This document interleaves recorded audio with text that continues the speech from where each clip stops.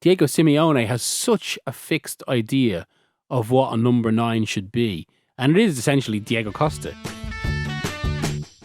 I think the biggest issue with Felix is basically that in all his time at Atletico, he hasn't really played in a role that best suits any of his abilities. And this comes down, I mean, this is something we've discussed on the podcast before, and it's always been a problem for João Félix, where despite all that talent, although there is actually some debate about that if you speak to me, where one line that was put to me was that he's always been a 40 million player who's just been kind of dressed up as a 100 million pound player.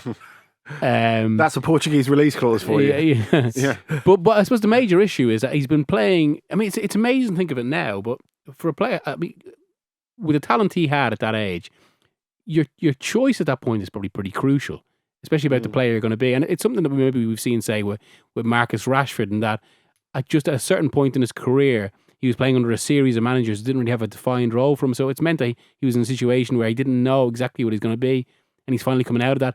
And similar with João Félix, where he went to a club where he could have been a very modern forward. It's why Pep Guardiola has previously been interested in him. But Diego Simeone has such a fixed idea of what a number 9 should be. And it is essentially Diego Costa, or at the very least someone physical who can hold the ball up in that way, who can be a focal point. A bully. Yeah. And I saw a little bit of bullying from João Félix during the World Cup. Sorry to interrupt you, Miguel. I saw a little bit of bullying in one of the matches. He has got that in him. I agree. He does have that in him. And that to me makes it more remarkable that Atletico and Simeone haven't brought that out of him. Because he is actually someone who's quite a confrontational personality, as well as being able to do that number 9 rough stuff. And I think you look at, that's what makes him so fascinating. And that's what puts the counter argument that he can be a 100 million player in output as well as actual cost. That he can combine those elements. I think it makes it really interesting.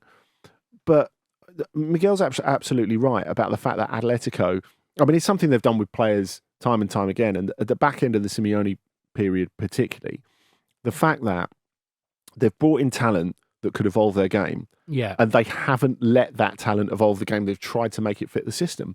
And some really good players have either taken ages to settle, like Thomas Lemar, or completely fallen short and not done it at all. And it becomes an enormous money drain in the end. I mean, that's why they've ended up loaning him, because they have no chance of getting this money back as things stand at the moment. And unless he performs in the Premier League, there's no chance of them creating that kind of interest at the sort of level of money where they would consider it acceptable to sell him. Which always it used to be the classic the Chelsea approach as well. If a player was underperforming, send him, and often they send him to Atletico Madrid.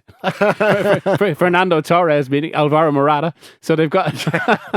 But I mean, in some way, I suppose Felix as well. He articulates or he almost personifies a big issue with Atletico at this point in their history, where you get the sense that so much, and from speaking to people who've worked with the club, they want to evolve as a club, but yet obviously so much, at least at the very top end of the club, which is where it matters, is built around Diego Simeone. So there's almost this kind of tension between two eras. And I've been told multiple stories about Simeone having players bought for him, but him immediately having no interest just because they don't fit what his archetype is. And the level they buy at the moment, and the level they've bought at for the past 3 or 4 years, that becomes ruinous, doesn't it? It's not sustainable, is it? Yeah.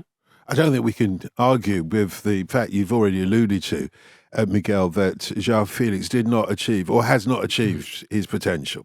And it strikes me as remarkable that Atletico or any club would pay the huge amounts of money that they've paid for João Félix and still put him in a situation where it is the manager that has the upper hand. This is the point. I mean, they paid 127 million euros for him, and yet they've not built the team around him. Yeah. I don't think. I'm not saying he's blameless, but it's not an unreasonable expectation to have the team built around you when that much money's been spent. But the reason he's had to leave Atletico is, and it's pretty open secret, is because of Diego Simeone.